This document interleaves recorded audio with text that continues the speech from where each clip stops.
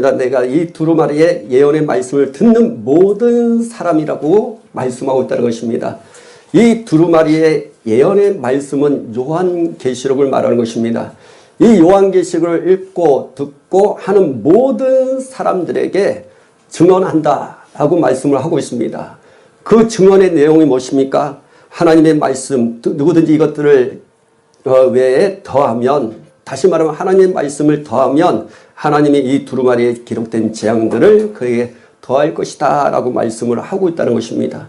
또한 하나님의 말씀을 빼면 어떤 일이 생기느냐. 19절에 보면 만일 누구든 이 두루마리의 예언의 말씀을 제하여 버리면 하나님이 이 두루마리에 기록된 생명나무와 및 거룩한 성에 참여함을 제하여 버리신다 라고 말씀하고 있는 것입니다.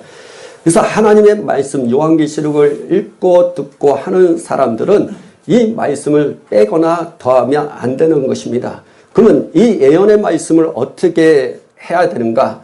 22장 7절 말씀 시작. 보라, 내가 속히 오르니 이 두루마리의 예언의 말씀을 지키는 자는 복이 있으리라 하니라 라고 말씀하고 있습니다. 그렇습니다. 하나님의 말씀 요한계시록은 듣고 읽고 거기에 머무는 것이 아니라 그 말씀을 지키는 자가 복이 있다라고 말씀하고 있습니다. 그래서 사도 요한은 계시록 1장에 이걸 전체적으로 하나로 묶어서 우리에게 말씀하고 있습니다. 계시록 1장 3절 말씀.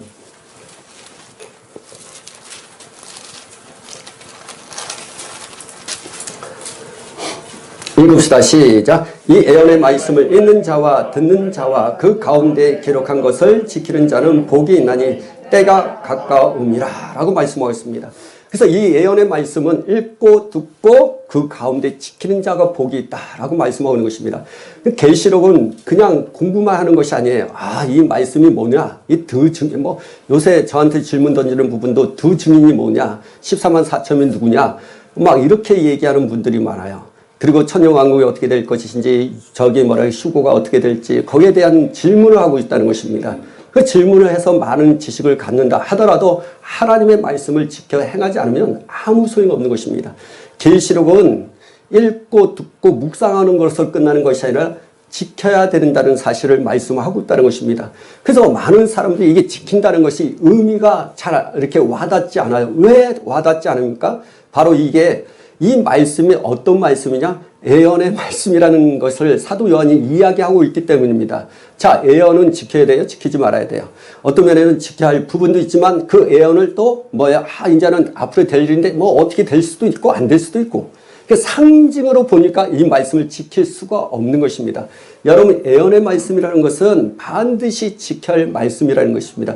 미래에 대한 부분을 우리에게 말씀하신 말씀이에요. 근데 그 미래에 대한 말씀이 단순하게 상징으로 우리에게 말씀하신 것이 아니라 실제 이루어지는 말씀으로 예언하고 있다는 것입니다. 그래서 예언의 말씀이 상징이냐? 아니라는 것입니다.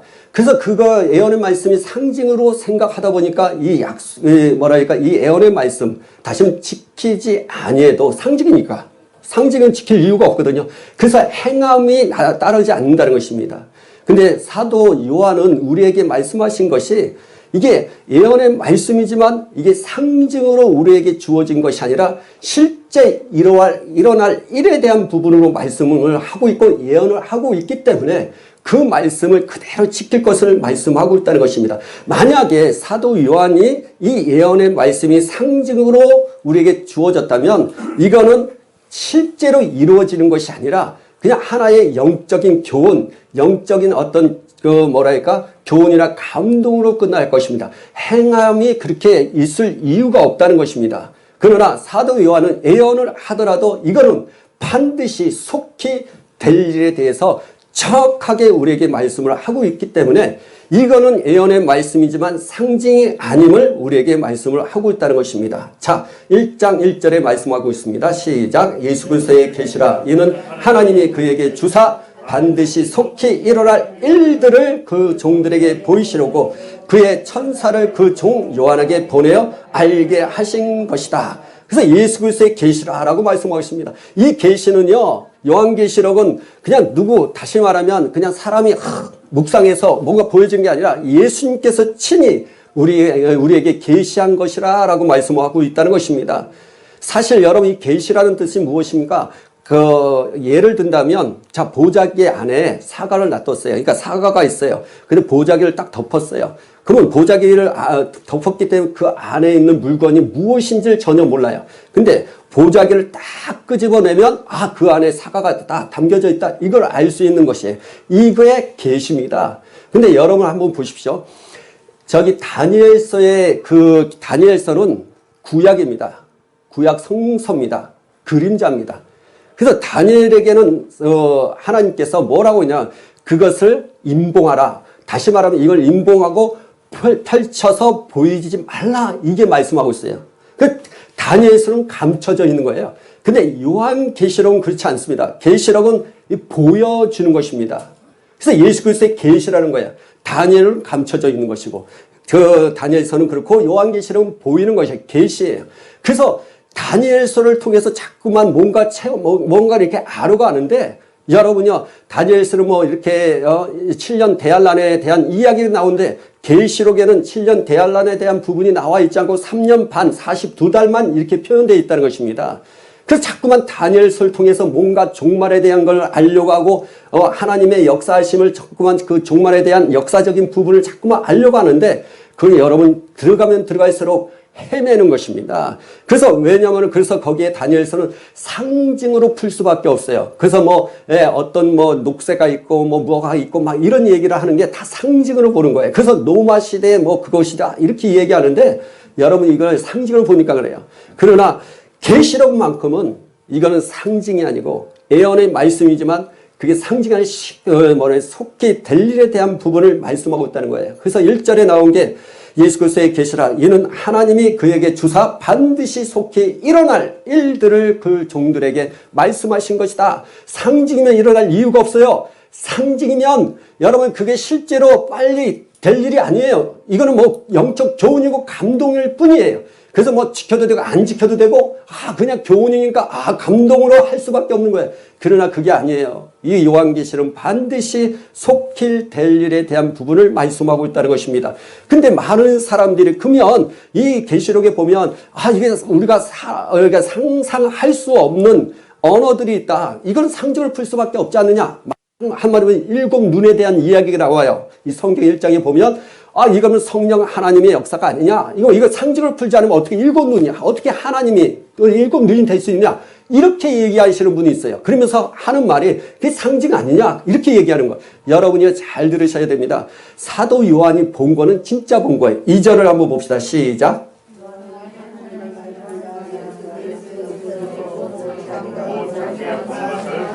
자기가 본 것을 그대로 증언했다는 거야. 그러면 뭐냐면은 7 눈이냐? 여러분이 그 당시에 사도 요한이 본 것은 정말 그 당시의 문화, 언어, 어떤 그런 건물들, 이 문화 전체를 통해서 볼 수 있는 것이 것을 통해서 사도 요한이 미래적인 예언적인 사건에 대한 부분을 본 것이 아니라는 거예요. 무슨 말이냐?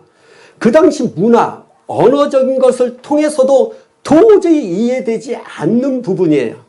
그래서 이 7 눈 하는데 7 눈에 대한 거, 그 당시에 사도 요한이 살아 있었을 때 태어나서 살아왔는 걸 7 눈을 가진 어떤 생물이나 그런 모든 걸 본 적이 없어요.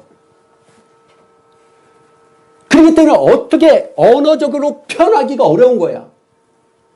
7 눈, 이거는 그 당시에 마차가 7 눈으로 이렇게 돼 있어. 그러면 그렇게 표현하면 돼요. 근데 이거는 계시예요. 그동안 감춰 있었던 것인데 예수 그리스도를 통해서 이렇게 보자기가 벗겨져서 볼 수 있는 것이에요.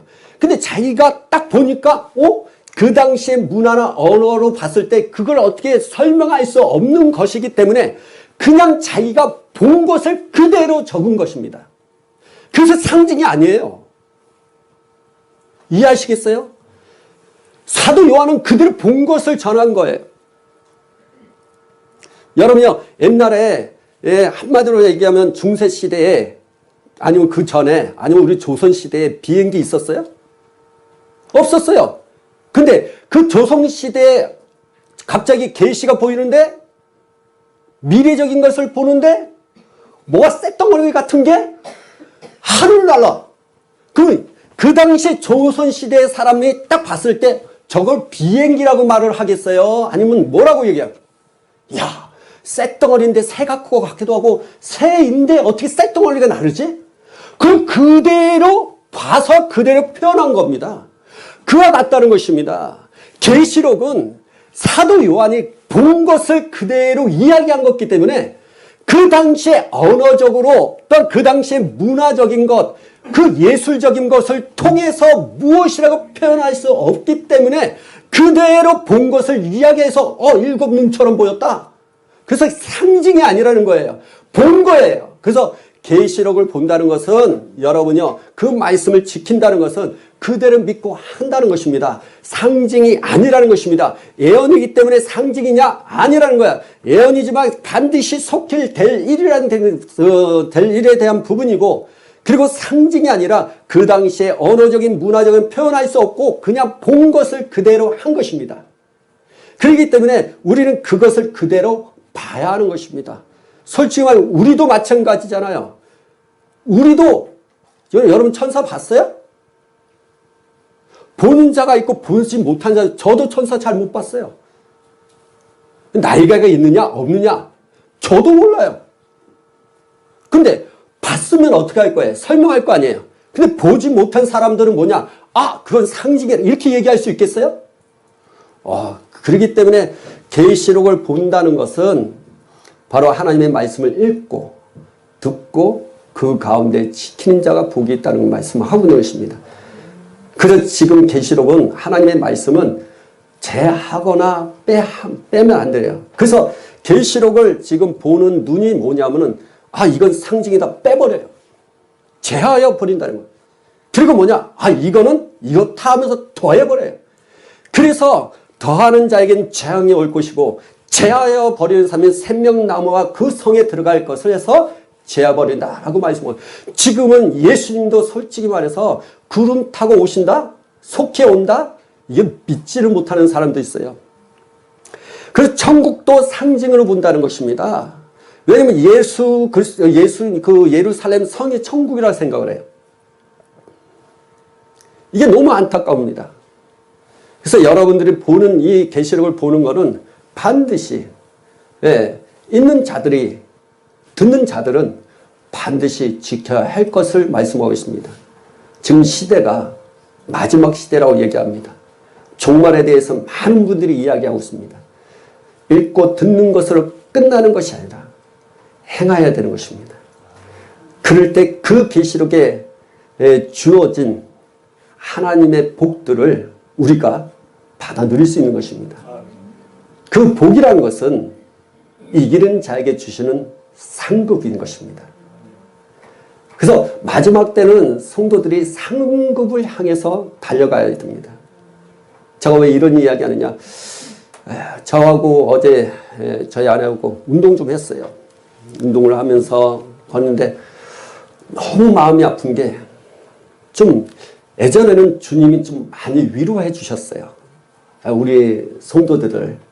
저도 마찬가지고, 그러니까 막 그 크리스찬들에게 에레미야에게 위로하여라 막 이렇게 한 것처럼, 보면 위로의 메시지가 참 많이 던져졌던 것을 보게 되는데, 최근에는 그 주님이 냉정한 것처럼 내가 느껴져요.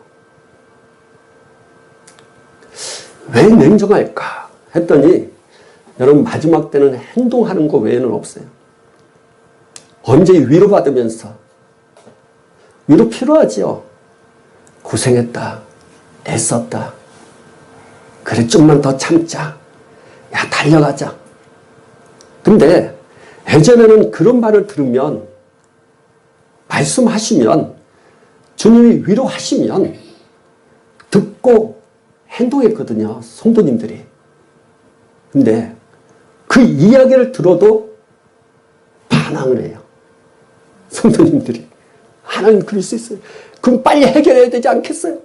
빨리 도와주셔야 되지 않겠어요? 주님이 나를 그렇게 사랑하시면 지금 이 문제를 해결해 주셔야죠. 왜 사랑한다는 얘기만 알고 그 얘기만 할 뿐이고 내 문제를 해결하지 않습니까? 막 이렇게 반문하는 경우들이 진짜 많아졌어요. 근데 정말 마지막이 가까우면 가까울수록 행위에 대한 부분을 주님이 요구를 하시더라고요. 왜냐하면 그 위로함은 우리가 보면 하나님의 말씀을 지키기 어렵다. 그런데 우리 육신적으로의 삶을 이렇게 돌아보면 우리가 하지 못한 것들에 대해서 다시 말하면 이건 너무 힘들어 라고 하는 육신적인 것들, 다시 말하면 밤을 새서 공부하는 거나 밤을 새서 일하는 것이나 또 부모의 말씀, 내가 엄마 아빠 나를 장난감 사줘야 되는데 왜 안 사줍니까? 라고 했을 때 야 나중에 사줄게. 막 이런 부분들을 이야기하면 아이들이 예 나중에 꼭 사주세요. 아니면 또 어떤 사람들은 아이들은 막 반항도 하고 뭐 이러한 것들을 자세히 보면 그걸 꼭 신앙적으로 이렇게 연결을 하지 않는 경우가 있다는 거죠.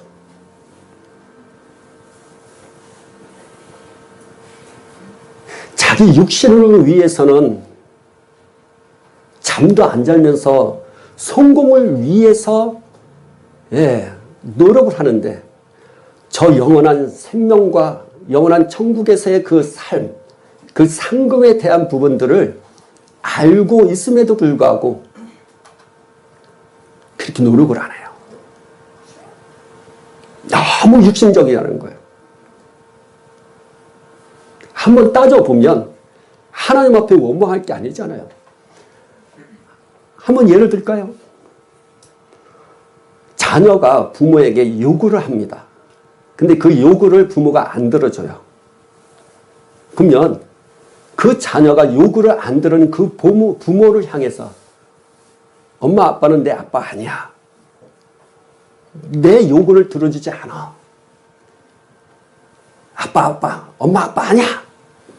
문을 닫고 확 들어가는 경우가 극히 드물잖아요. 가끔 있어서 그런 얘기하는 거예요. 그런 아이 있어요. 근데 그렇지 않잖아요.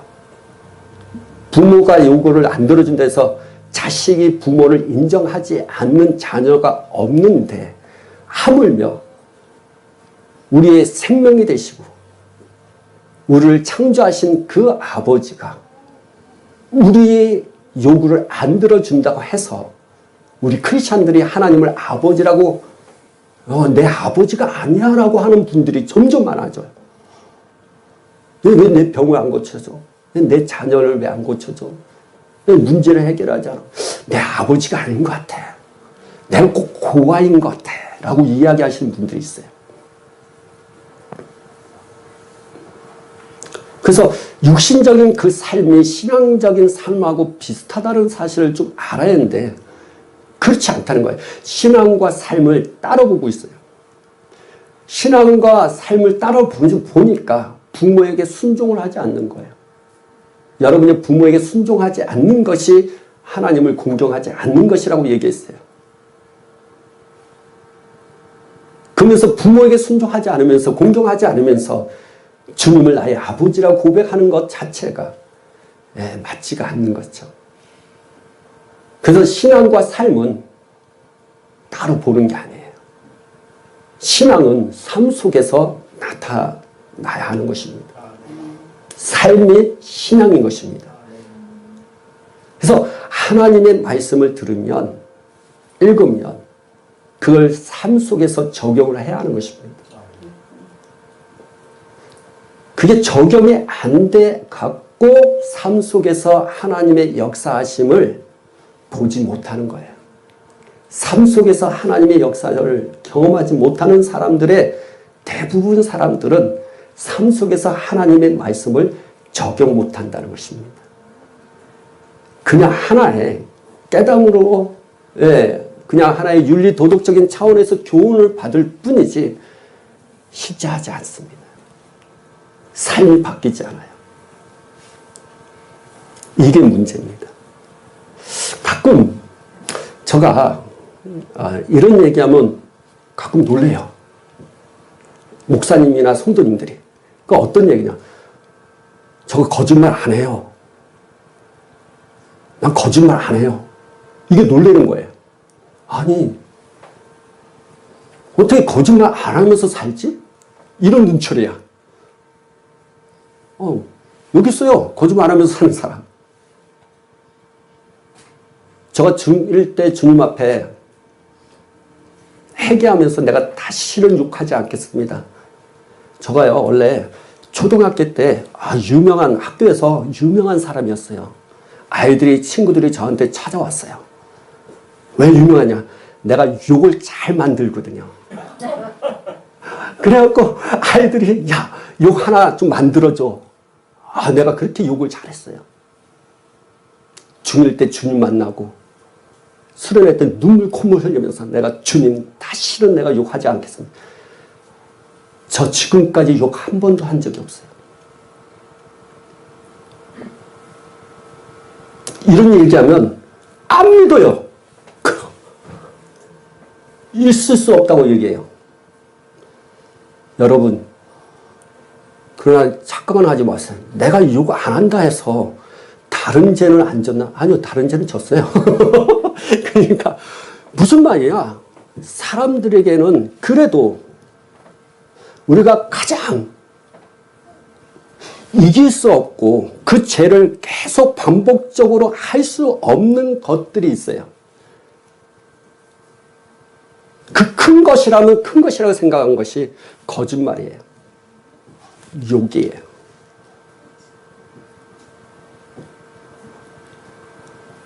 작은 것 같죠? 아니요. 세상 살아가는 동안에는 거짓을 말할 수 없는 환경들이 있기 때문에 거짓말을 안 한다는 것은 진짜 자기를 손해봐야 되고 자기의 얼굴에 먹칠을 할 수밖에 없고 자존심이 상할 수밖에 없는 그 모든 것을 다 감내하면서 거짓말을 하지 말아야 할 부분이거든요. 그렇잖아요. 손해보면서 이거는 안 되거든요. 자기의 처신을 어떻게든 감추기 위해서 거짓말 할 수밖에 없잖아요. 그게 그렇게 힘든 거예요. 그래서 거짓말하는 자는 성 밖에 있을 수 있고 거짓말하는 자는 잘하면 지옥도 갈 수 있다는 거죠. 사람들은 생각합니다. 거짓말 한다고 지옥 가느냐? 가요. 네, 계시록을 한번 볼까요? 우리가 계시록은 항상 말씀을 봐야 되는 거예요. 그대로 지켜 행하는 것입니다. 21장 8절 그러나 두려워하는 자들과 믿지 않으려 하는 자들과 흉악한 자들과 살인자들과 음행하는 자들과 점수를 가득 우상 숭배 자들과 거짓말하는 모든 자들은 불과 유황으로 타는 못에 던져지니 이것이 둘째 사망이라. 거짓말하는 모든 자들은 다 불과 유황불에 탄다고 했어요. 거짓말하면 지옥 가는 거예요. 계시록은 뭐예요? 읽고 듣고 그 가운데 행하는 자들이 복이 있는 것입니다. 계시록은 읽고 듣는 것으로 끝나는 것이 아니라 그것을 행하는 자야 됩니다. 그래서 계시록을 지금 보고 있고 듣고 있는 모든 사람들에게 하는 말씀이 바로 아까 전에 22장의 말씀이에요. 나 요한은 그 예언의 말씀을 듣는 모든 자들에게 이런 말을 한다. 하나님의 말씀을 더하는 자는 재앙을 받을 것이요. 하나님의 말씀을 제하여 버리는 자는 하나님께서 생명나무와 그리고 성에 들어갈 것을 해서 제하여 버린다고 말씀하시는 것입니다. 계시록 여러분 많은 관심 갖고 읽고 듣고 많은 사람들이 많은 설교자들이 하고 있는데 행함이 있는지를 봐야 하는 것입니다.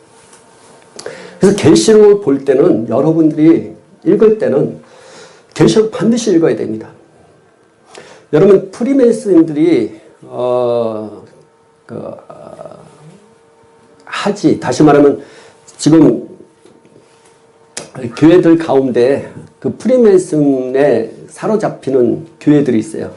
프리메이슨들은 돈이 많기 때문에 그 프리메이슨에 가입을 하기 위해서, 교회들에게 가입을 하기 위해서 많은 돈을 투자합니다. 그래서 그 돈을 주면서 그 교회들이 돈을 받고 프리메이슨들에 가입을 하는 경우가 있거든요. 근데 그 프리메이슨들이 가입한 교회들에게 꼭 하지 말아야 할 것들에 대해서 요구하는 것이 있어요. 그게 뭐냐면 첫 번째는 방언기도 하지 말라는 것입니다. 두 번째는 요한계시록을 설교하지 말라는 것입니다. 이게 프리메이슨들이 가입한 교회들에게 요구하는 조항이에요. 하나는 방언기도 하지 말고 하나는 요한계시록을 하지 말라는 것입니다. 요한계시록을 하지 말라는 것은, 여러분, 요한계시록은 다른 게 아니라 잠자던 영혼들을 깨워서 주 오심을 준비케 하는 것이 계시록이거든요.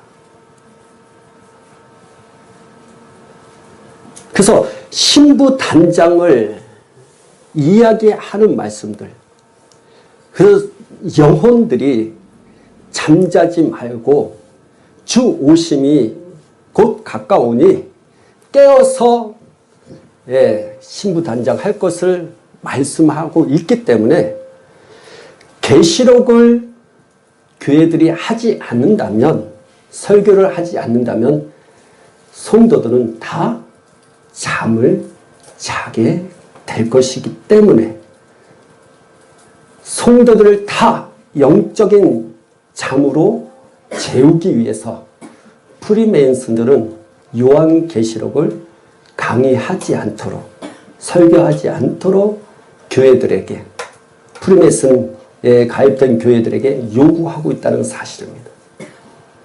그만큼 시대적으로 이 계시록은 반드시 읽고 듣고 행하는 말씀을 우리에게 다시 한번 도전 주고 있다는 거예요. 성도들은 반드시 이 계시록을 통해서 영혼을 깨워야 됩니다. 반드시 마지막 때에 잠자고 있는 교회들이 있음을 계시록은 우리에게 말씀하고 있다는 것입니다. 잠자고 있다라는 것은 믿음의 행위가 없다는 것을 말씀하고 있는 것입니다. 그 대표적인 교회를 우리는 사대교회라고 얘기하죠. 계시록 3장에 나오죠. 3장 1절에서 2절, 3절까지 읽겠습니다. 사대교회의 사자에게 편지하라. 하나님의 7 영과 7 뼈를 가지신 이가 이르시되, 내가 내 행위를 아노니 내가 살았다 하는 이름은 가졌으나 죽은 자로다. 너는 일깨어 그 남은 바 죽게 된 것을 굳건하게 하라. 내 하나님 앞에 내 행위에 온전한 것을 찾지 못하였노니, 그러므로 내가 어떻게 받았으며 어떻게 들었는지 생각하고 지켜 회개하라. 만일 일깨지 아니하면 내가 도둑같이 이르리니 어느 때에 내가 이르는지 내가 알지 못하리라. 그래서 사대교회가 편지하는데 내 행위가 아노니 내가 살았다 하는 이름은 가졌으나 죽은 자라다. 영적인 죽음이 있다는 사실을 말씀하고 있습니다. 근데 그 영적인 죽음이 영이 죽었다는 개념이 아니라 믿음이 죽었다라고 말씀하고 있다는 것입니다. 자, 2절에 보면 너는 일깨어 그 남은 바 죽게 된 것을, 그 남은 바 죽게 된 것을 굳건하게 하라. 내 하나님 앞에서 내 행위에 온전한 것을 찾지 못하였다. 그러니까 어떤 사람들은 이 말씀을 통해서 사대교회는 구원이 취소됐다. 이제는 예수 믿고 구원받았지만 그가 취소됐다. 이렇게 얘기하는 분이 있어요. 이건 아닙니다. 그들의 행위, 그 행위가 죽음으로 말미암아 믿음이 죽었다라고 말씀하는 거예요. 믿음이 죽었다 하니까 하나님에 대한 구원에 대한 믿음이냐? 아니에요. 행위에 대한 것에 대해서 말씀하는 거예요. 그래서 이 요한계시록 이 사대교회를 좀 알려면 야고보서를 봐야만이 이 말씀의 의미를 알 수가 있어요. 야고보서 1장 22절을 한번 보세요. 시작.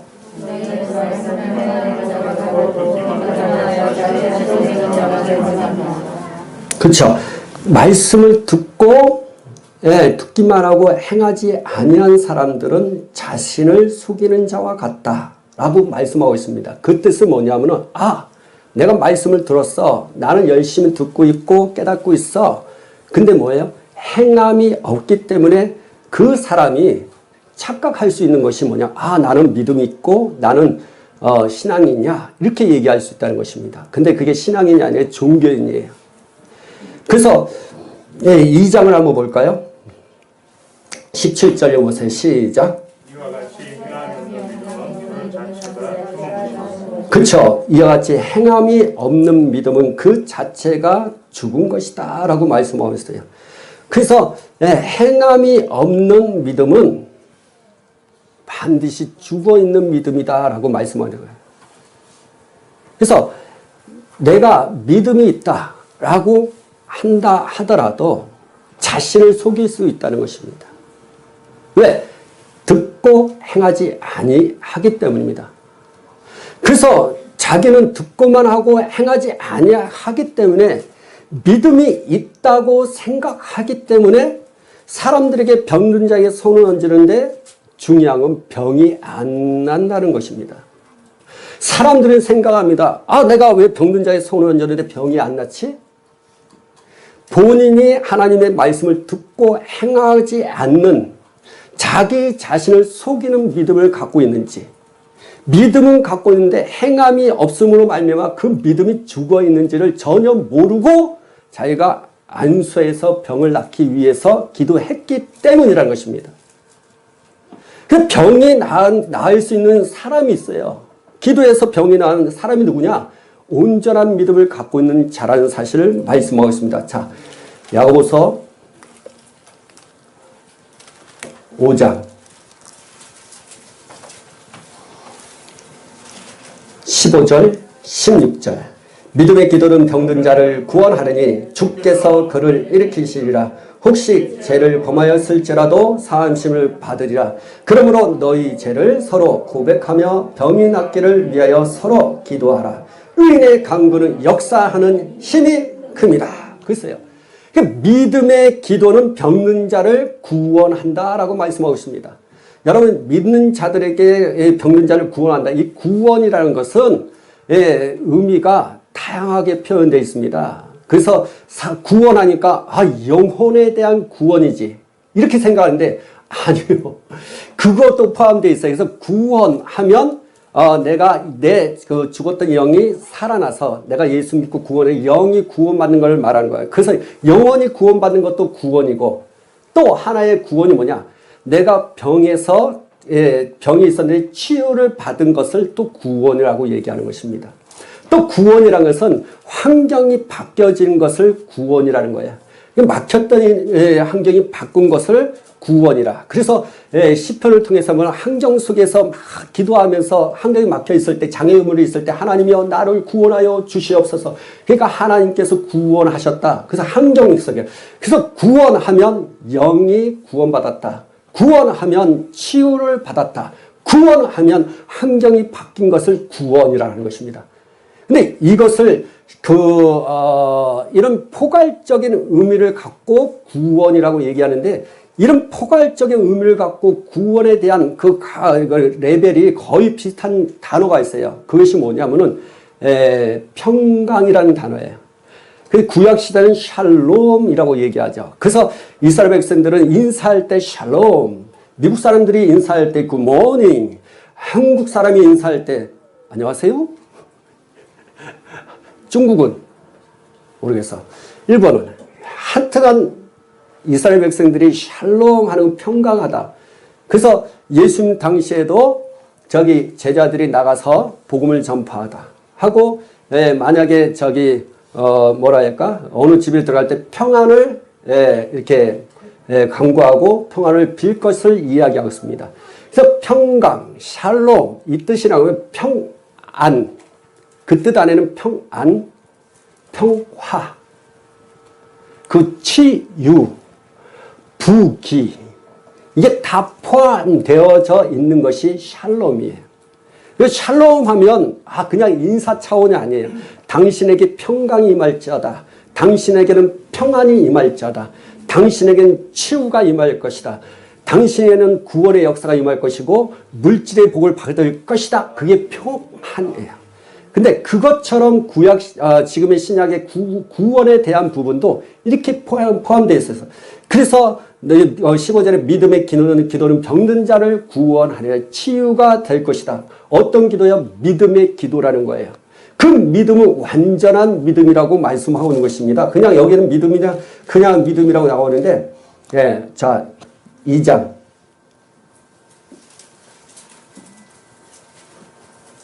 22절 시작. 내가 보거니와 믿음이 그의 행함과 함께 일하고 행함으로 믿음이 온전하게 되었느니라. 그래서 믿음의 기도라는 것은 5장에 나오는 것은 바로 행함이, 그러니까 믿음이 그의 행함과 함께하고 행함으로 일하고 믿음이 온전해진다는 거예요. 행동함으로 말미암아 믿음의 온전함을 갖고 있는 그 믿음의 기도는 병든 자를 낫게 한다.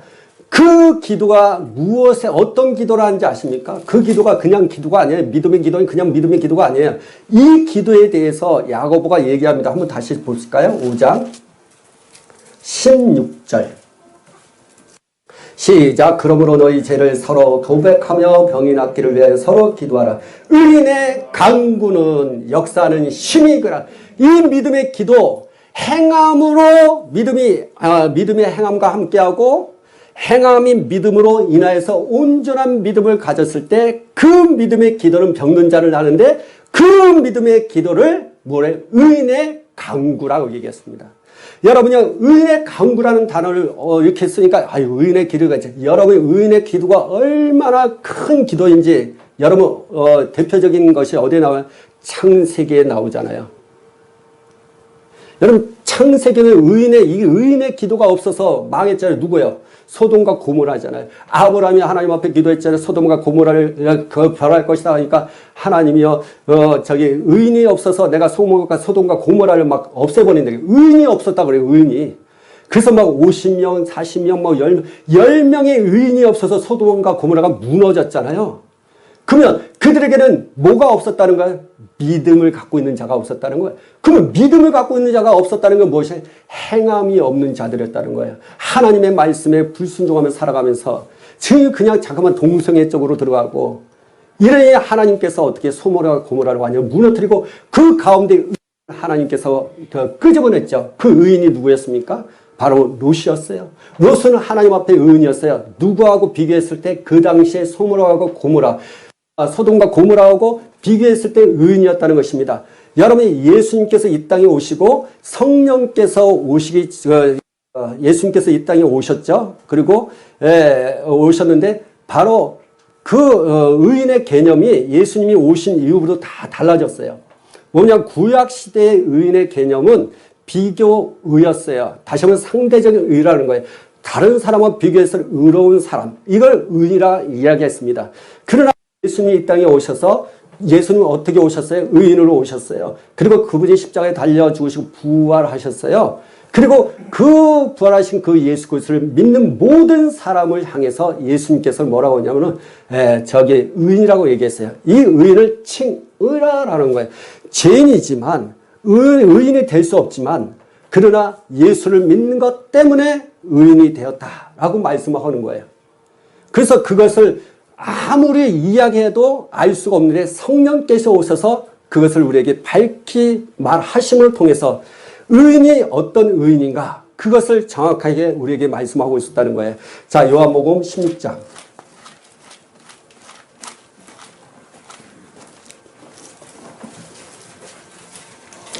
16장 10절. 우리 8절부터 볼까요? 그래야만이 좀 알겠어요. 16장 8절부터 10절까지 읽읍시다. 그가 와서 죄에 대하여 의에 대하여 심판에 대하여 세상을 책망하시리라. 죄에 대하여라면 그들이 나를 믿지 아니하며 의에 대하여라면 내가 아버지께로 가니 너희가 다시 나를 보지 못하니라 라고 말씀하고 있습니다. 그래서 성령이 이 땅에 오셔서 죄에 대해서 의에 대해서 심판에 대해서 다시 말씀을 하신다. 그래서 책망하리라 하는 것은 그냥 죄에 대해서 의에 대해서 너희들이 그게 책망 아니라 여기를 보면 가르친다는 거야. 다시 말하면 그동안에 우리가 알았던 죄에 대한 부분, 의에 대한 부분, 그리고 심판에 관한 부분들을 성령이 오셔서 이젠 고쳐준다는 거예요. 죄되는 것을 가르쳐준다. 이런 뜻을 갖고 있는 거예요. 죄에 대하여 하면 예전에는 우리가 어떻게 성령이 오시기 전까지는 아담의 죄 때문에 모든 사람이 사망 안에 거하기 때문에 아담의 죄 때문에 다 지옥에 간 것으로 우리가 알고 있었다는 거죠. 근데 성령이 딱 오시니까 그게 아니라 이제는 아담의 죄 때문에 우리가 지옥 가는 게 아니라 예수를 믿지 않는 것 때문에 지옥 간다. 이 말씀을 성령께서 우리에게 말씀하시는 것이고 의에 대하면 그분은 의인이신데 예수님께서 의인이신데 그분이 이 땅에 오셨다. 이제는 저 하늘에 가셨고 그 예수 그리스도를 믿는 모든 사람들은 그 이름을 믿기 때문에 의인이 된다. 이런 뜻으로 말씀을 하고 있는 것이고 심판에 대하라면 자꾸만 이 지구 종말에 대한 개념이 아니라 사실 자기를 심판하셔서 그 세상의 임금에서 쫓겨나게 하시리라. 이게 성령께서 오셔서 밝히 말씀하시는 거예요. 그래서 우리가 기존에 갖고 있었던 생각들은 성령 하나님을 통해서 다 바꾸셔야 돼요. 그래서 성령이 오시면 우리를 진리 가운데 인도하시고 성령이 오시면 우리를 이제는 가르쳐 주시고 성령이 오시면 우리를 증언하시는 거예요. 예수님을 증거하시는 거예요. 그래서 성령을 받아야 할 이유가 뭡니까? 우리가 진리를 더 알기 위해서 성령을 받아야 되는 것이고 우리가 왜 성령을 받아야 할까? 그분의 가르침을 받아야 되는 것이고 또 왜 성령을 우리가 왜 받아야 할까? 예수님만 증거하기 위해서 우리가 성령을 받아야 되는 거야. 자꾸만 성령 하나님을 은사적으로 찾아가니까 자꾸만 예언의 은사 성령이 오시면 예언에 자꾸만 그런 쪽으로 들어가니까 이게 혼탁해지는 것입니다. 본질적인 부분을 좀 들어가셔야 돼요. 사실. 그래서 사실 의인이라는 것은 구약시대에는 상대적인 의로 의인이 되었지만 이제는 신약시대는 상대적인 의가 아닌 이제는 뭐예요? 예수를 믿는 자들이 다 의롭게 됐다. 그래서 칭의라고 얘기하는 거예요. 그래서 지금의 오늘날 성도님들이 누구하고 비교해서 나는 더 깨끗하고 저 사람 너무 악하고 너무 더러우니까 이 사람은 지옥 갈 것이다. 함부로 정죄하면 안 되는 것입니다. 성령이 오셔서 우리에게 밝히 말씀하셨는데 왜 자꾸만 정죄를 합니까? 상대적인 의는 구약으로 들어가니까. 그래서 구약을 자꾸만 보면 상대적인 의를 들어가고 정죄하고 판단하고 합니다. 율법은요 자꾸만 정죄하는 것입니다. 그래서 그 율법 아래에 있어서도 직분이 있어요. 율법의 직분이 있어요. 그건 정죄의 직분이라고 얘기하는 거예요. 그리고 예수를 믿고 성령을 모시고 살아가는 사람을 의의 직분이라고 얘기하고 있는 것입니다. 후서. 율법 아래에 있는 사람은 직분을 행해요. 3장.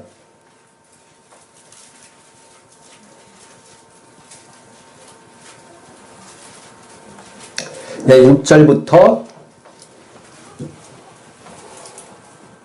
9절까지 시작. 그가 또한 우리를 새 언약의 일꾼 되기에 만족하게 하셨으니 율법 조금으로 하지 아니하고 오직 영으로 하미니 율법 조금은 죽이는 것이요 영은 살리는 것이니 돌에 서서 새긴 죽게 하는 율법의 조문의 직분도 영광이 있어 이스라엘 자손들은 모세의 얼굴이 없어질 영광 때문에도 그 얼굴을 주목하지 못하였거든 하물며 영의 직분은 더욱 영광이 있지 아니하겠느냐.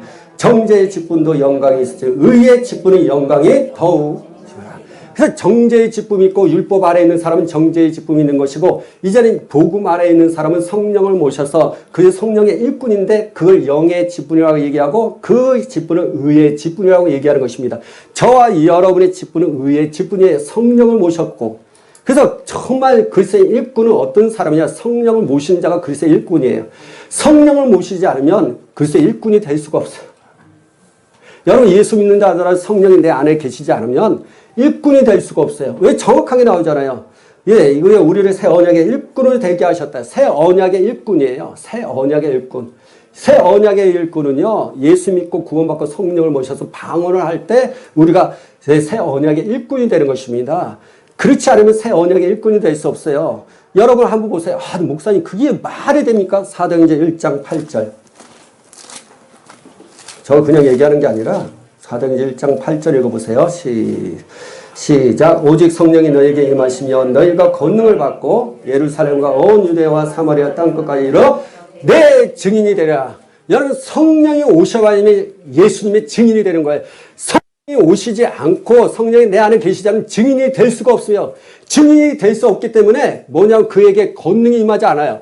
증인의 사명을 감당하기 위해서는 권능이 있어야 돼요. 능력이 있어야만 돼요. 여러분 왜 지금 오늘날 성도님들이 힘이 없고 어려움이 자꾸만 오니까 성령을 모시지 않았기 때문이에요. 성령을 모시면 권능이 임하게 되어 있습니다. 그래서 권능이 임하게 되면 능력을 받게 되잖아요. 능력과는 죄를 이길 힘이 생기고 환경을 이길 힘이 생기는 것입니다.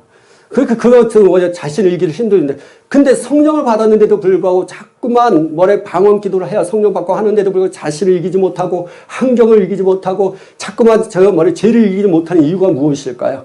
그거는 다른 게 아니라 자꾸만 율법 아래로 들어가기 때문이에요. 성령의 열매가 맺혀져야 되는데 성령의 열매를 맺지 않는 거예요. 여러분요, 크리스천들은 이제는 율법 아래에 있는 자가 아니에요. 그리스도의 율법 아래에 있는 자예요. 그래서 여러분 그걸 그러니까 하나님의 한마디로 예수를 믿고 성령을 모셨는데도 불구하고 율법 아래에서 있고 율법의 행위를 가져서 그런 거예요. 그러니까 율법의 행위가 없어야 됩니다. 내가 예수 믿으면 이제는 성령을 모셔서 내가 예수님의 증인이 되는 거잖아요. 증인의 삶을 살아가야 되거든요. 그 증인의 삶을 살아갈 때는 하나님의 말씀을 듣고 그냥 있는 것이 아니라 그 말씀을 지켜 행하는 자입니다. 근데 지켜 행하지 않으니까 어떤 일이 생기냐? 율법 아래 들어가는 것입니다. 그리고 자꾸만 율법 속에 들어가다 보니까 죄를 이길 힘이 전혀 없고 성령의 9가지 열매가 맺혀지지 않는 것입니다. 자, 갈라디아서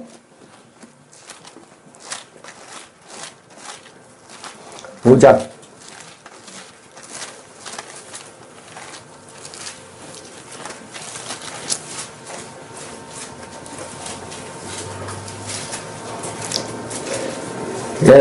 네, 1절 한번 볼까요? 1절 시작. 그리스도께서 우리를 자유롭게 하려고 자유를 주셨으니 그러므로 굳건하게 서서 다시는 종의 멍에를 매지 마라.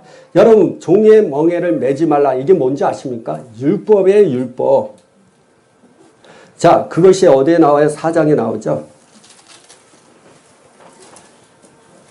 1절부터 3절 내가 또 말하노니 유업을 이을 자가 모든 것의 주인이라 어렸을 때 동안에는 종과 다름이 없어서 그 아버지가 정한 때까지 후견인과 천지기 아래에 있나니 이같이 우리도 어렸을 때 이 세상의 초동함 아래에 있어서 종 노릇 하였더니 그래서 종의 멍에를 매자 마라. 그게 뭐예요? 바로 율법을 말하는 거예요. 율법. 율법을 통해서는 종 노릇 할 수밖에 없는 거예요. 종의 멍에를 매자 이제는 예수 그리스도 안에서 이제는 새로운 사람 표적을 됐고 우리를 자유케 하셨어요. 5장 1절에 보니까 뭐라고 나와 있어요? 그리스도께서 우리를 자유롭게 하셨다라고 말씀하셨습니다. 그래서 우리가 예수님께서 우리를 자유롭게 했는데 이제는 종의 멍에를 매지 말라. 근데 종의 멍에를 맹다는 것입니다. 예수님께서 어떻게 해서 자유롭게 하셨어요? 우리를 종의 멍에에서 율법 아래에서. 자, 4장에 또 나와요. 4장을 보면 나와요. 자, 4절, 5절 때가 참에 하나님이 그 아들을 보내사 여자에게 나게 하시고 율법 아래에 나게 하신 것은 율법 아래에 있는 자들을 속량하시고 우리로 아들의 영물을 얻게 하려 하십니다. 라고 말씀하고 있습니다. 그래요. 예수님께서 이 땅에 오셔서 왜 오셨어요? 우리를 속량하기 위해서. 어디에서? 율법 아래에 있는 모든 사람에서 속량해서. 그래서 뭐예요? 이제는 그 종의 아래에 있는 자가 아니에요. 종의 멍에를 매면 안 돼요. 율법 아래에 있으면 안 됩니다. 우리는 주님이 이 땅에 오셔서 십자가에 달려 피 흘려 주심으로 말미암아 율법의 모든 것을 다 십자가에 못 박으셨어요. 소멸하셨어요. 가난과 저주와 질병과 그 율법의 저주들을 다 십자가에 못 박아 죽으시고 그리고 그 십자가에서 3일 만에 살아나셔서 저 천국에 올라가셔서 하나님 우편보좌에 앉으셨어요. 그래서 율법 아래에서 우리는 다 자유함을 받은 건데 성도들이 자꾸만 종의 멍에를 메고 있다는 것입니다. 왜 그럴까요? 이건 너무 길 것 같은데 그 율법에 대한 부분 이야기하다 보면 일단은 그래서 율법 아래에 있기 때문에 깊게는 못 들어가겠습니다. 하여튼 율법 아래에 있는 모든 사람은 다 종이에요. 그래서 예수를 믿는다 하더라도 율법 아래에 있으면 종의 역할을 할 수밖에 없고 자녀의 신분을 살 수가 없어요. 자녀이면 하나님 앞에 후사를 받는 것이고 또 자녀이면 그리스도와 함께 영광을 받기 위해서 고난도 함께 받는다는 것입니다. 자녀의 신분을 잃어버리니까 고난에 대해서 원망하는 거죠. 자, 자녀를 생각하면 로마서 8장 17절 시작. 자녀이면 또한 상속자 곧 하나님의 상속자여 그리스도와 함께한 상속자니 우리가 그와 함께 영광을 받기 위하여 고난도 함께 받아야 할 것이다. 자녀예요. 우리는 하나님의 자녀이기 때문에 그리스도께서 영광을 받으신 것처럼 우리도 영광을 받아야 되는데 또 그리스도께서 고난을 받은 것처럼 우리도 고난을 받는 것이에요. 왜? 자녀이기 때문에.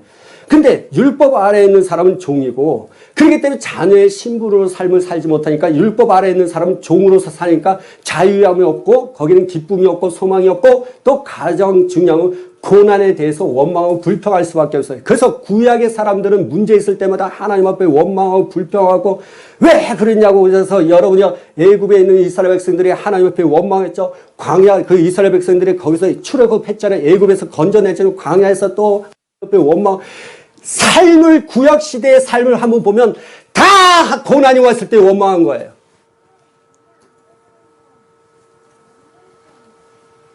그렇잖아요. 근데 자녀의 신분을 알고 있는 구약의 사람들은요, 그것이 내게 유익이다. 다윗이 그랬잖아요. 고난을 내가 받음으로 말미암아 내 죄를 끊게 되고 내가 주님을 더 알게 되었다. 그리고 말씀에 대한 순종함이 있었다는 거예요. 고난이 다요, 개념이 달라요. 자녀로서의 고난은요, 축복이에요. 그래서 너희가 마태복음 5장을 보면 너희가 어떻게 상을 얻을 것이다. 그리고 너희가 만약에 고난을 받으면 기뻐할 것을 말씀하고 있잖아요.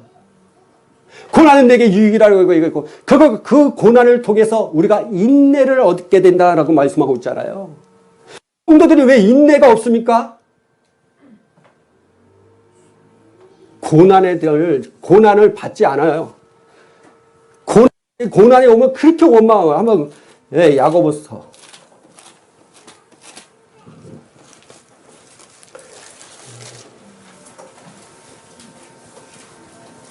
3절 4절 1장 3절 4절 이는 2절부터 봅시다. 2절 3절 4절 내 형제들아 너희가 여러 가지 시험을 당하거든 온전히 기쁘게 여기라. 이는 너희 믿음이 실현이 인내를 만들어내는 줄 너희가 알미라. 인내를 온전히 이루라. 이는 너희로 온전하고 구비하여 조금도 부족함이 없게 하려면. 그러니까 고난이 왔을 때, 시련이 왔을 때 온전히 기쁨을 갖고 그걸 인내하면서 가져갈 때 믿음의 실현을 통해서 인내가 생기는데 그 인내를 통해서 온전한 삶을 살게 되는데 이게 안 되는 거예요. 왜? 원망하고 불평하고 고난에 대해서 자꾸만 시련에 대해서 싫다고 자꾸 축복만 받기를 원한다고. 아닙니다, 이게. 그러니까 말씀을 모르는 거예요. 왜 말씀을? 그러니까 하나님의 자녀로서의 삶이 무엇인지를 전혀 모르는 거예요. 한마디로 왜 하나님을 아버지 하지 않고 원망하고 막 그걸 하나님이 나를 버리신 거. 왜 그러냐면 사실은 영적인 부분이 있는 거예요, 사실은. 왜 지금 오늘날 사람들이 하나님을 믿고 있지만 고아처럼 생각을 하시는 분들이 많아요. 여러분이 예수님 당시에도 제자들이 고아처럼 느꼈어요. 언제 느꼈어요? 야, 내가 이제는 죽고 부활해서 이제 저 하늘나라에 갈 것이다. 그러니까 그들이 막 두려운 거야. 예수님 가시면 어떡하지? 나는 어떻게 되지? 그래서 예수님께서 이러냐. 내가 너희들에게 말한다. 예? 내가 너희들에게 성령을 보내줘서 고아처럼 너희를 버려두지 않겠다 그랬어요. 다시 말하면 예수님이 떠나려고 하니까 이들도 고아가 될까봐 걱정했어요. 그때 예수님께서 성령을 보내주셔서 고아처럼 내가 너희를 버려두지 않는다고 말씀하셨어요. 구약 사람들도 마찬가지예요. 내가 너희를 고아와 과부들처럼 하지 않는다는 거예요.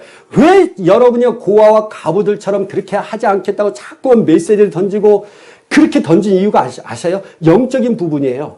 왜 영적인 부분이냐? 여러분이 살아보면 범죄함으로 말미암아 하나님과의 그 관계가 끊어졌어요. 그래서 하나님의 영적을 주어 있기 때문에 그 영들은 다 고아의 영이 되는 거예요. 사람들은 태어나서부터 마귀가 주는 그 씨앗이 있어요. 그래서 우리는 죄를 갖고 태어나는 거예요. 모든 사람은 죄를 갖고 태어나는데 그 마귀가 씨앗을 뿌리는데 뭐냐면 고아의 영을 뿌리는 거예요. 그래서 사람은 사람은 태어나서부터 자기는 고아처럼 생각하고 있기 때문에 정말 신을 쫓아가기 위해서 잠깐만 신을 만나려고 하고 의지할 대상을 만드는 거예요. 근데 참 하나님을 만나야 되는데 참 하나님을 만나지 못하고 가장 중요한 종교, 다른 신들이 너무 많기 때문에 이 신을 내가 만나면 내 안에 고와 같은 이런 모든 것들을 내가 해결할 수 있지 않는가? 하나님을 떠나서 자꾸만 그런 쪽으로 가는 거예요. 근데 다른 신을 섬기는데 그건 종교예요. 그 종교 안에서는 참 만족이라는 것을 느끼지를 못하는 거예요. 오직 천지를 지으신 그 하나님이 사람을 창조하신 그 하나님만이 사람의 그 만족감을 줄 수가 있는 거예요. 그래서 예수 만나야만이 그 하나님을 만나게 되고 하나님을 만났을 때 사람은 고와 느끼지 않고 이제는 아버지가 계시고 나는 자녀고 그래서 이 땅의 삶을 풍성한 삶을 살아갈 수 있는데 성도들이 하나님을 아빠라고 부르지를 못하고 있어요. 내가 하나님의 자녀라고는 전혀 잊지를 못하고 잊고 있어요. 그래서 뭐냐 고아의 영이 여전히 내 안에 있다는 거예요. 그래서 내 아버지를 만나야 돼. 내 아버지를 만나지 못해요. 왜 내 아버지를 못 만날까요? 율법 아래에 있기 때문에 종의 멍에를 자꾸만 베고 있기 때문이에요. 자, 갈라디아서 4장 예수님이 이 땅에 오셔서 우리를 뭘 하기를 원하시는지를 잘 보셔야 돼요. 6절, 7절 시작. 너희가 아들임으로 하나님이 그 아들의 영을 우리 마음 가운데 보내사 아빠 아버지라 부르게 하셨으니 그러므로 내가 이후로는 종이 아니요 아들이니 아들이면 하나님으로 말미암아 유업을 받을지라. 그렇잖아요. 예수님이 이 땅에 오셔서 우리를 뭐예요? 자녀로 만드시고 자녀 되게 하셔서 이거를 하나님을 아버지라 부르게 하는 거예요. 근데 이 자녀 되는 것은 우리가 힘으로 될 게 아니에요. 자, 요한복음 1장 우리 13절 자녀 되는 방법은 그 쉬운 게 아니에요. 그러면서도 쉬워요. 1장 13절 읽어보세요. 시작. 하나님의 뜻으로 나지 아니고 오직 하나님께로부터 난 자라. 그러니까 여러분이 하나님의 자녀가 되는 것은 혈통으로도 될 수 없고 육적으로도 될 수 없고 사람의 뜻으로 되지 않는다는 것입니다. 저 사람이 구원받았으면 좋겠다? 아무리 해도 안 돼요. 내 가족이 구원받아서 안 돼요. 오직 하나님께로 난 자만이 될 수 있어요. 근데 하나님께 난 자는 누구냐? 하나님의 속한 자죠. 하나님의 자녀죠. 그럼에도 불구하고 하나님의 자녀가 일이 열려있는데 12절입니다. 영접하는 자 곧 그 이름을 믿는 자들에게는 하나님의 자녀가 되는 권세를 주다. 다시 말해 자녀 되는 건 믿기만 하면 되는 거야. 그분을 나의 주님으로 십자가에 달리신 주님 그리고 부활하신 그 예수 그리스도 그분을 내 마음에 믿고 이분을 신할 때 구원이 이루어지고 하나님의 자녀가 된다고 말씀하고 있어요. 이 자녀의 권세를 가진 자가 하나님을 아버지 하는데 이 자녀의 권세를 지금 잊어버리고 살고 있다는 거예요. 율법 아래 있기 때문에 정죄의 직분을 행하기 때문에 그 자꾸만 듣기만 하고 있다는 거예요. 행함이 없고 그리고 이 행함에 대한 강조를 할 때마다 자꾸만 생각하는 것이 뭐냐면 이건 율법이래. 여러분요 하나님의 말씀 그리스도의 율법도 말씀도 행함이에요. 그래서 온전한 율법이 또 있다는 사실을 아셔야 됩니다. 그 온전한 율법은 듣고 보는 것이 아니라 그걸 행하는가 온전한 율법을 행하는 자라고 말씀하고 있는 것입니다. 근데 이 모든 것이 왜 이렇게 말씀하느냐 바로 계시록은 하나님의 말씀을 지키지 않으면 복을 받을 수가 없는 거예요. 계시록 말씀을 보고만 있고 듣기만 하면 죽은 믿음이라는 거예요. 그 믿음 가지고 역사가 일어나지 않는다는 것입니다. 계시록 말씀이 내 말씀이 되고 그 말씀이 진짜 복 있는 말씀이 되고 이 예언의 말씀이 실제로 이루어진다는 이 사실은 내가 행할 때 이루어지는 것입니다. 계시록의 말씀을 듣고 보고만 하는 게 아니라 그 계시록의 말씀을 읽어야 됩니다. 계시록의 말씀을 들어야 됩니다. 그 계시록의 말씀을 행해야 된다는 것입니다. 그래야만이 복 있는 인생의 삶을 살아가는 거예요. 그게 자녀의 삶을 살아가는 거예요. 그것이 죽은 믿음이 아니에요. 그게 산 믿음의 행함의 믿음이에요. 그 믿음으로 여러 병들에게 선원님의 병이 낫게 되는 것. 그 기도가 은혜의 강구이라는 것을 말씀하고 있는 거예요. 그래서 여러분 계시록 자꾸만 듣기만 하지 마세요. 보기만 하면 하지 마세요. 자꾸 신부단장 하라고 이야기하면 신부단장을 어떻게 말씀을 줬는데도 불구하고 신부단장 안 하고요. 자기 자신을 이기지 못하고 함정을 이기지 못하고 죄를 이기지 못하고 그 원인은 율법 아래 있기 때문이라는 거예요. 빨리 여러분 율법에서 자유함을 가지셔야 돼요. 종의 몽해를 매지 마십시오. 자녀의 신분을 가지고 회복하셔야 됩니다. 내 안에 그 마귀가 심어준 그 고아의 영들을 막 쫓아내야 돼. 내 안에 예수로 명하나니 고아의 영들은 다 떠나지. 나는 하나님의 자녀다. 나는 내 아버지가 나의 아버지가 된다. 내 하나님이 나의 아버지다. 나를 창조하신 그분이다. 고백하면서 환경 속에 있는 어려움들을 다 여러분 이겨내야 됩니다. 고난이 나에게 시련이다. 이거 기뻐하면서 그 고난 속에 있어야 됩니다. 왜? 그것이 자녀로서의 신분으로서의 삶이라는 거예요. 왜? 로마서 8장 14절에 말씀하고 있잖아요. 예수님께서도 고난을 그 영광을 받으시면서 고난을 받은 것처럼 자녀이며 후손이면서 자녀들은 반드시 영광을 받기 위해서 고난도 함께 받으리라. 예수님과 함께 자녀의 신분으로 살면 고난이 축복입니다. 왜 원망합니까? 왜 짜증납니까? 왜 안 된다고 얘기합니까? 될 때까지 해야죠. 안 될 있어요. 주님 안에서 내 아버지인데. 그러니까 자녀로의 내가 지금 고아이기 때문에 그래. 지금 여러분 한번 봐요. 부모가 가족 안에서 부모와 자식이 같이 있어도요, 그 자녀는 고아처럼 느낄 수 있어요. 가끔 그럴 수 있잖아요. 자녀들이 엄마 아빠가 저기 나를 진짜 내 자식, 엄마 아빠가 나 진짜 내 부모인가? 막 이런 생각 갖고 있잖아요. 같이 한 곳에 살아도. 그것처럼 교회 생활 같이 하고 주님 안에서 막 기도하는데 고아의 영이 있기 때문에 하나님을 아버지라 고백할 수가 없는 거예요. 그러다 보니까 환경 속에 있는 고난들을 정말 자녀로서 그걸 이겨내지는 못하는 거죠. 왜? 나는 고아이기 때문에. 하나님 나를 버리신 것처럼 느끼는 거예요. 여러분 고아의 영들을 막 쫓아내야 돼요. 따라합시다. 내 안에 있는 고아의 영들은 예수 이름으로 명하노니 다 떠나갈지어다. 나는 하나님의 자녀다. 환경이 바뀔지어다. 더러운 귀신들 내 몸에서 다 떠나고 환경에서 떠나갈지어다. 아멘. 그래서 여러분 말씀을 지키셔야 돼요. 이제부터 여러분 죽은 믿음으로 살지 마십시오. 행함이 없는 믿음은 다 죽어 있는 거예요. 살아있는 믿음만이 온전한 믿음이에요. 그 믿음을 갖고 있는 자가 계시록에 있는 7개에게 주신 그 이긴 자에게 주신 그 상을 우리가 받게 될 것입니다. 아멘. 계시록에 여러분 이 말씀 한번 자세히 봅시다. 이걸 한번 보고 끝내겠습니다. 계시록 22장 20절.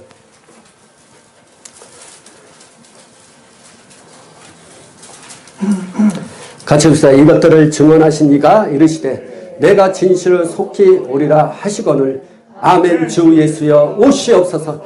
여러분요, 예수님이 속히 오세요. 성경에서는 속히 온다는 말을 막 했습니다.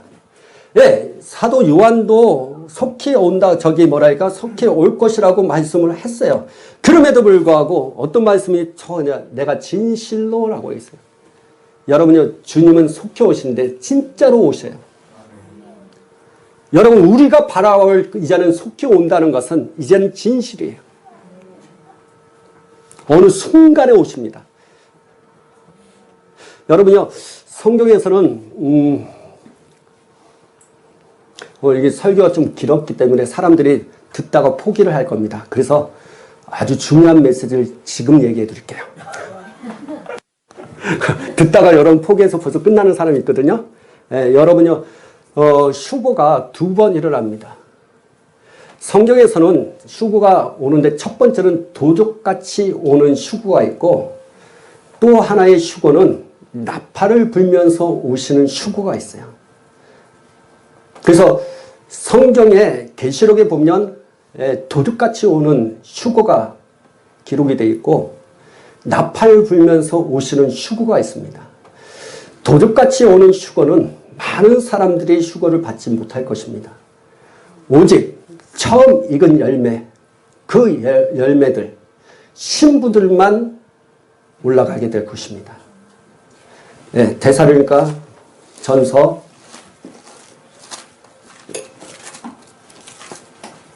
4장.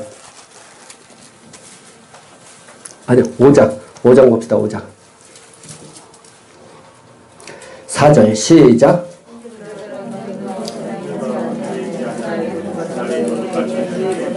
그 그렇죠. 5장 4절에 형제들아 너희는 어둠에 있지 아니하며 그 날이 도둑같이 임할 것이다 라고 말했어요. 여러분 도둑같이 오는 그 누구도 알 수가 없다는 거예요. 그래서 도둑같이 임했을 때 너희들이 그 옷을 뭐예요? 빨으라. 그래서 그 옷을 죽은 행실에서 일깨워서 회개하고 믿음의 행위를 가지라고 말씀하고 있는 것입니다. 예, 계시록 4장 3장 3장 3절 그러므로 내가 어떻게 받았으며 어떻게 들으니 생각을 지켜 해봐라. 만일 일깨지 아니하면 내가 도둑같이 이르니 어느 때에 내게 이르는지 내가 알지 못할. 사대교회는요 흰옷을 입었던 새 마포를 입었던 두루마기를 입었던 자들입니다. 신부의 옷을 입었던 자들입니다.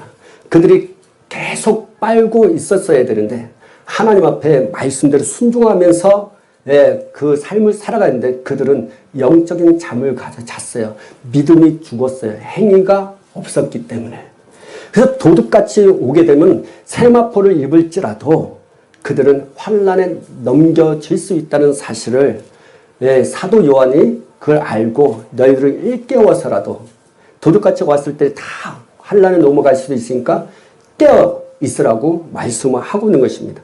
그래서 첫 번째 휴거는 신부만 데려가기 위해서 처음 읽은 열매들만 들어가기 위해서 휴거가 일어납니다. 그 휴거는 도둑같이 임하게 돼요. 그래서 여러분 그 휴거는 아무도 몰라요. 그래서 그 휴거에 대해서 말씀하신 것이 마태복음 25장에 다섯 처녀, 그렇죠? 10처녀에 대한 비유. 5처녀는 지혜롭고 5처녀는 미련한 처녀였거든요. 그 비유를 통해서 도둑같이 올 것에 대한 부분을 말씀하고 있는 것입니다. 오직 그거는 주님만 아시는 거예요. 그리고 친구들만 아는 것입니다. 나중에 여러분한테 말씀드릴게요. 일단은 휴거가 두 번이고 두 번째는 4장 16절 시작. 주께서 호령과 천사장의 소리와 하나님의 나팔 소리로 친히 하늘로부터 강림하시니 그리스도 안에서 죽은 자들이 먼저 일어나고 그 후에 우리 살아남은 자들도 그들과 함께 구름 소리가 끌어올려 공중에서 주를 영접하게 하시니 그리하여 우리가 항상 주와 함께 있으리라. 그래서 여러분요 이때 휴거는 어떤 일이 생기니까 나팔 소리가 들린다는 거예요. 여러분 그래서 도둑같이 임하는 사건이 있고 나팔 소리 모든 사람 들을 수 있는 소리로 오는 경우가 있어요.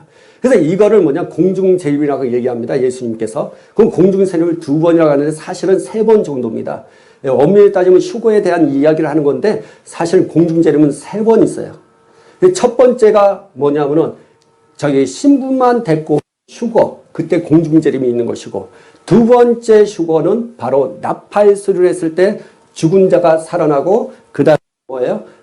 그 다음에 나머지 살아난 사람도 올라가는 휴거가 있습니다. 세 번째 휴거가 그 청년 왕국 그 시대에 휴거라고 하는 부활도 하는 부분이 있어요. 그래서 공중재림은 3번이에요. 근데 휴거는 공중재림으로 친다면 3번 휴거가 있는 거고, 왜냐하면 휴거라는 단어가 성경에는 안 나와 있어요. 그냥 영어 번역에는 이게 휴거라고 얘기하는 것이고 공중에 끌어올리는 게 휴거라고 얘기하는데 성경에서는 이걸 휴거라고 얘기하는 거 재림했을 때 가장 포인트가 뭐냐? 예수님이 재림했을 때 그때 들려서 오가는 것에 대한 것을 초점을 맞추고 있어요. 성경은. 단지 사람들이 이 종말론이나 아니면 성경 연구하는 학자들이나 아니면 성경을 보는 사람들 그들을 믿고 따르는 사람들 하나의 휴거가 2번 있을 것이라 얘기하고 그런 성경적인 전체적인 부분을 해서 그냥 사람이 하늘나라에 이렇게 가면 3번 정도입니다. 그래서 세 번째는 천년왕국 이후에 다시 말하면 그거죠. 선인과 악인이 다 하나님 앞에 이제는 들림을 받게 되는 그게 있어요. 근데 가장 중요한 거는 첫 번째 휴거 때 신부만 데려간다는 거죠. 그 휴거는 여러분 신부 단장 한 자만이 처음 익은 열매들만 갑니다. 그래서 많은 사람들이 가지를 않아요. 오직 많이 갈 수 있는 그 두 번째 휴고, 나팔 했을 때 큰 무리들이 가죠. 그게 계시록의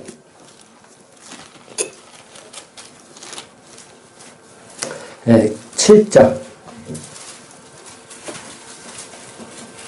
9절 시작. 이후에 내가 보니 각 나라와 족속과 백성과 방언에서 아무도 능히 셀 수 없는 큰 무리가 나와 신옷을 입고 손에 종려가지를 들고 보좌 앞과 어린 양 옆에 서서 나팔 소리가 들렸을 때 큰 무리들이 거기서 올라가는 것입니다. 이것을 큰 무리. 그래서 여기서 정확하게 아니 이게 어떻게 거기에 두 번째 나팔 소리. 이 나팔 소리는 언제 나타납니까? 예. 우리 계시록에 보면 일곱 나팔이 있고 7 대접재앙이 있습니다. 그 나팔 소리가 7 나팔 중에 하나입니다. 그 하나가 있었을 때 올라가죠. 그러니까 사람들은 뭐냐면 그때가 대환란 때예요. 사실은 3년 반 때예요. 그래서 여기에 정확하게 이야기하는 것이 이렇게 나오잖아요. 이들이 13절 한번 읽어보세요. 13절 14절 시작. 장로 중 하나가 응답하여 나에게 이르되 이 흰옷 입은 자들이 누구며 또 어디서 왔느냐. 내가 말하기를 내 주여 당신이 아시나이다 하니 그가 나에게 이르되 이는 큰 환난에서 나오는 자들인데 어린 양의 피에 그 옷을 씻어 쉬게 하였느니라. 큰 환난에서 나온 자들의 이 무리들이에요. 그래서 그 환난이라는 것은 큰 환난이라는 것은 49달 동안 1990일인가? 그거 한탄 그렇습니다. 그래서 3년 반 동안 그 환란에서 나온 사람, 큰 나팔을 불 때 그때 공중제림하면서 그 사람들이 올라가는 것입니다. 그래서 우리는 지금 여러분 잘 알고 우리가 가고 우리가 소망해야 할 것은 첫째 부활. 그 환란이 아니라 그 환란은 진짜 힘들어요. 진짜 이거 많이 죽을 수도 있어요. 이거 부인할 수밖에 없고 지금도 여러분 코로나 때 많이 힘들잖아요. 그렇죠? 그러니까 여러분이 이걸 아셔야 됩니다. 그래서 여러분이 지금 깨어서 있어야 할 시대입니다. 영적으로 깨어 있어야 되고 믿음을 지켜 행해야 됩니다. 그 믿음을 지키기 위해서 행함이 필요한 것이고 그러나 그것을 위해서는 옳은 행실을 해야죠. 하나님의 말씀대로 하셔야 돼요. 읽고 듣고 그 가운데 지키는 자가 복이 있는 것이에요. 계시록은 그냥 보는 게 아니라 그 말씀을 믿어야 되는 것입니다. 왜? 그건 반드시 일어날 일이라고 말씀하고 있고 속히 일어날 일이고 또 주님이 하신 말씀이 내가 속히 오는데 진실로 속히 올 것이다 라고 말씀하셨어요. 그래서 지금 여러분이 지금 계시록을 지금 많이 보고 있는 사람들이 있잖아요. 여러분 들으셔야 됩니다. 그래서 이 말씀을 다시 한번 선포하고 우리 끝냅시다. 우리 계시록 22장 18절 19절 시작. 내가 이 두 마리의 예언의 말씀을 듣는 모든 사람에게 증언하노니 만일 누구든지 이것을 왜 더하면 하나님이 이 두루마리에 기록된 재앙을 그에게 더하실 것이고 만일 누구든지 이 두루마리의 예언의 말씀에서 제하여 버리면 하나님이 이 두루마리에 기록된 생명나무와 및 거룩한 성의 참여함을 제하여 버리리라. 아멘. 여러분이 오늘 모든 두루마리의 예언의 말씀을 다 듣고 있거든요. 그 듣는 사람들에게 선포합니다.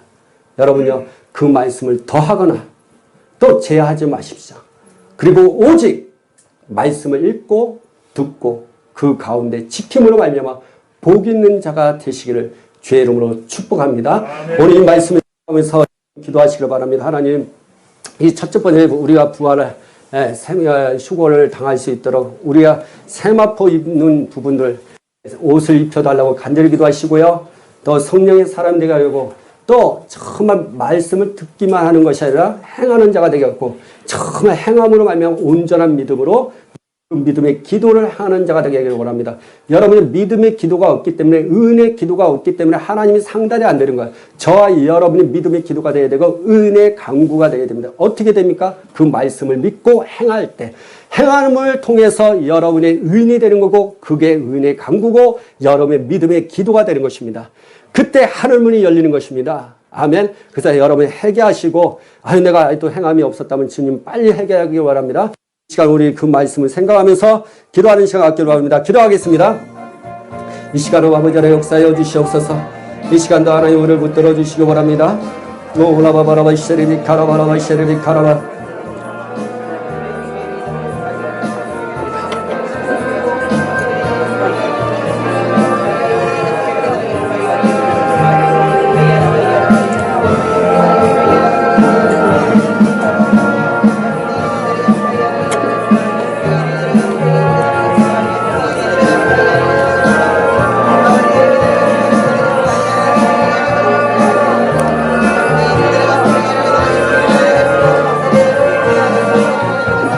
카라바라바 카라바라바 쉐르비 카라바라비 쉐르비 카라바라비 카라바라비 쉐르비 오라바바라바 쉐르비 카라바라바 오 카라바라비 카라바라비 카라바라비 쉐르비 카라바라비 오라바바라비 쉐르비 카라바라비 카라바라비 카라바라바 오라바 여러분 카라바 성령의 이 시간 기름 부어 주시옵소서. 역사하여 주시옵소서. 주님의 말씀에 아버지 순종하는 자가 되기 원합니다. 주님의 말씀을 아버지 하나님 지키는 자가 되기 원합니다. 주님 내 믿음을 아버지 발견하게 하여 주시고 지금 내 믿음이 아버지 하나님 듣는 믿음인지 속이는 믿음인지 아버지 발견할 수 있도록 하시고 아버지 하나님 우리가 행함이 아버지 없음으로 하면 내가 믿음이 죽어 있는지도 발견하여 주셔서 행함이 있는 아버지 하나님 믿음을 갖게 하여 주시옵소서. 아버지 온전한 믿음으로 주님 앞에 나가기 원합니다. 주의 역사여 주시옵소서. 오라바바라바 야라비 카라바라 야라비 카라바 쉐레비 카라바라바 오라바바라바 쉐레비 카라바라라라라라라라라라 오라바바라바바라바바라바 야라야라야라라라라라라라 오라라라바바라바 쉐레비 카라바라바 야라바 케레케라바라비 가라 오라바바라바 쉐레비 카라바라바 야라비 카라바라비 가라 오라바바라바 쉐레비 카라바라비 가라 오라바바라비 카라바라비 가라비 카라바라비 가라 카라바라비 가라비 이시야 올라바 파라바 쉐레비 카라라라라라라라라라 아라라라라 카라라라라라라라라라라 이 시간 아버지 행함이 믿음을 가까이 주시옵소서. 주의 역사여 주시옵소서. 위아라바 카라라라 오라라바 카라라라라라라라 회개합니다. 아버지 우리 믿음이 죽었음을 회개합니다. 행함이 없음을 고백합니다. 주여 우리를 불쌍히 여기시고 우리의 죄악을 용서해 주시고 행함의 믿음을 갖게 하여 주시옵소서. 오라라 카라라라라라라라라라 오라라라라라라라 카라라라라라라라라 아라라라라라라라라라라라라라라라라라 오라라라라라라라라라라라라 카라바라가 오라라라라라라라라라라라 오라라라라라라라라라라 오라라라라라 카라바라라라 오라라라라라라라라라 오라라라라 카라바라라라라라라 카라바라라라 아라라라라라라라 아라라라라라라 카라바라라라 오라라라라라라라 오라라라라라 카라바라라라라라라라 아라라라라라라라라라라라라 아라라라라라라라라라 카라바라라라 카라바라라라 카라바라라 오라라라라라라라라라라 오라라라라라 카라바라라라 카라 오라라라라라라라라라라라 오라라라라 카라바라라라 스카라 카라 오라라라라라 스카라 오라라라라 카라바라라라 오라라라라라라라라 오라라라라 카라바라라라라 오라라라라라라라라라라라 아라라라라 카라바라라라 카라라라라라라라라라 아라라라라라라라 카라바라라라 오라라라라 카라바라라라 카라바라라 카라바라 오라라라라 카라바라라라 카라바라라 시간에 역사해 주시고 주님이 역사해 주시옵소서.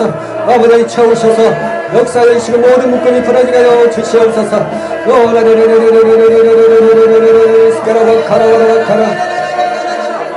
이 시간을 여러분 아픈 부위에 손을 얹었으면 좋겠습니다. 질병 치유를 놓고 기도하겠습니다. 여러분 그 입술에 건세가 있습니다. 예수님의 이름에 건세가 있습니다. 여러분 그 이름을 선포할 때 여러분 그대로 치유가 될 줄 믿습니다. 따라하시기 바라면 사랑의 예수님 저의 모든 죄를 용서하여 주시옵소서. 예수의 이름으로 명령할 때 치유가 일어나게 하여 주옵소서. 예수의 이름으로 명령하나니 모든 질병은 지금 내 몸에서 다 떠나갈지어다. 치유받을지어다. 네, 기도하겠습니다. 여러분 카라바라바 카라바라바 카라바라바 여러분이 질병 놓고 기도하세요. 질병 예수의 이름으로 오라바 선포하세요. 끄주시세요. 오라라베 쉐레리 카라바라바 이 시간 아버지의 머리 아버지 하나님의 통증은 지금 사라질지어다. 예수의 이름으로 하나님 지금 아버지 하나님 머리를 붙잡고 있는 더러운 악의 신을 떠나갈지어다. 아버지 불면증들 예수의 이름으로 떠나갈지어다. 오라바바라베 쉐레리 내 아버지의 혈압이 떨어지게 하여 주시고 정상이 되게 하여 주시옵소서. 혈압이 아버지를 떨어진 사람은 다시 회복되게 하여 주시옵소서. 예수의 이름으로 저 혈압은 정상이 될지어다. 다시 회복될지어다. 아버지 각종 질병은 정받을지어다. 오라바바라바 이시레레 당뇨가 예수의 이름을 명하나니 정받을지어다. 갑사선은 예수의 이름을 명하나니 이 시간 정받을지어다. 예수의 이름으로 선포합니다. 예수의 이름으로 선포합니다. 주의 예수의 이름으로 명령하나니 이 시간 아버지 선포하는 이 시간 역사해 주셔서 아버지 각종 암들이 사라질지어다. 자궁암은 사라질지어다. 아버지의 담낭암은 사라질지어다. 예수의 이름으로 명하나니 혹독은 사라질지어다.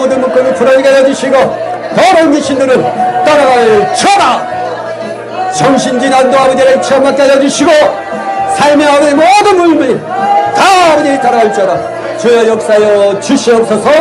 감사합니다. 예수님의 이름으로 기도합나이다. 아멘.